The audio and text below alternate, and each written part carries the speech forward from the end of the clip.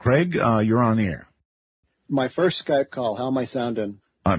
Just like you're right here. Excellent, excellent. So I've had the strangest experience I've ever had in my life in August, and I thought maybe you could give me some feedback and let me know how to proceed. Have you got a minute for a story? Go ahead. Okay, so let me just give you a little bit of quick background about me so that this little experience will make sense. So I'm in my 50s. My daughter is in her 20s. She has no children. I have no grandchildren. One of my hobbies, I have a little fleet of kind of vintage motorcycles and classic cars, all in various states of disrepair that I drive around during the summer. Probably all over the yard, right?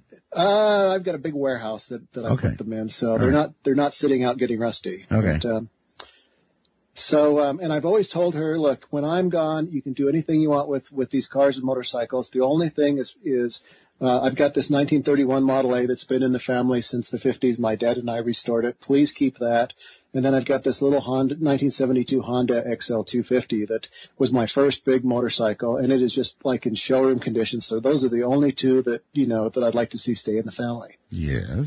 So during the summer, I like to get up early and before I go into the office, and I'll stop in at Starbucks with my planner and have a cup of coffee and get ready for the day, usually between 6:30 and 7. So second week of August, I think it was the Wednesday, the 12th, I am sitting in Starbucks having a cup of coffee. I'd ridden my little Honda 250 down in that morning, and a fellow comes in and he says, "Hey, whose little Honda is that outside?"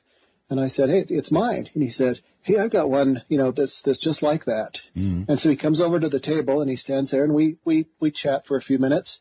And you know how sometimes you just run into somebody and you just have this rapport with them. And this guy looked like he was maybe in his late 20s, early 30s. And we talked about cars and motorcycles. And in this short conversation we had, he also mentioned, he said, my grandfather left me a Model A and this bike. And I said, "Oh, that's a coincidence because I've got a Model A as well." And I'm thinking, God, I had to get to know this guy. Guy of my soul brother. Yeah. Yeah. Somebody that, that gets their hands greasy and we can, work on these vehicles together. Yes. So, we talked for a few minutes and I was going to go get a refill and my cup is empty. So I stand up by the side table and I said, "Hey, can I get you a cup of coffee?" Because he hadn't gone to get one. And he said, "No," he said, "I don't have much time."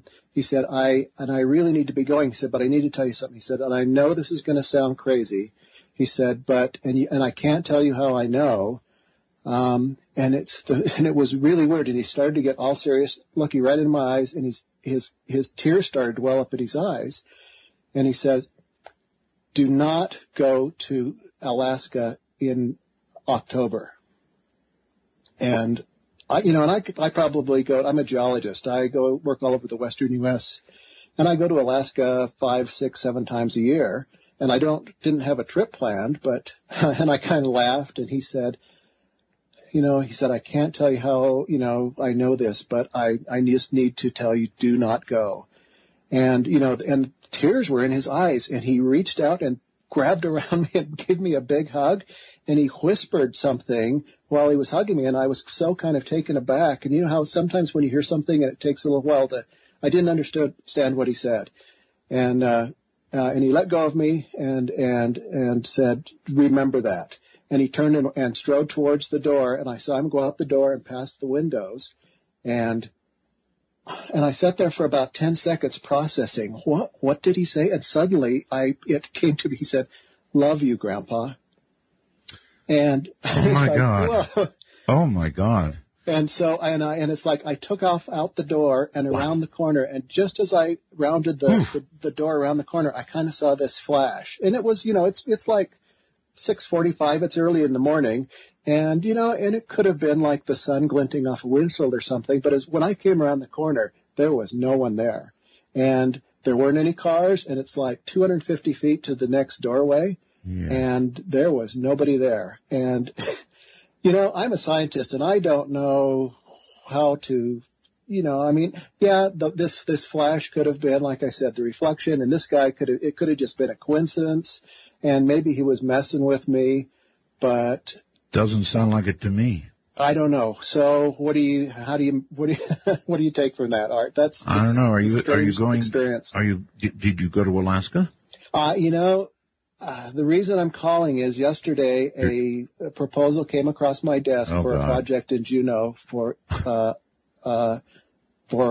October.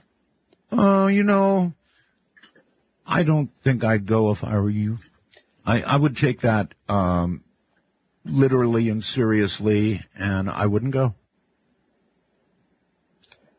So, and I'm almost tempted to just to see what would happen. Well, you remember at the beginning of the call what I said, right? Yes. Don't go. Okay, so... And if you do go, well, I was going to say call me, but, that chance might not come up. Remind me again, what did he whisper to you? He said, "Love you, Grandpa."